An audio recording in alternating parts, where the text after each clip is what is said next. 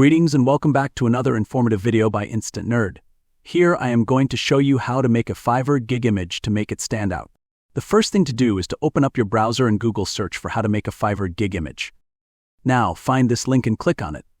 Now on this page, scroll down and click on this Download Templates button. A file will be downloaded on your PC.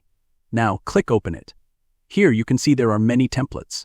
You can scroll through them and edit them to personalize according to your desired gig. A host of gig image templates are offered by Fiverr for free.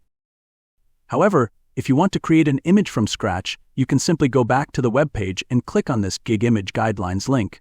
It has all the necessary instructions and directions that you might need to make a gig image. However, if you want to get started now, you can find a link in the description. Similarly, the link is also pinned in the comment section. Well, that's it.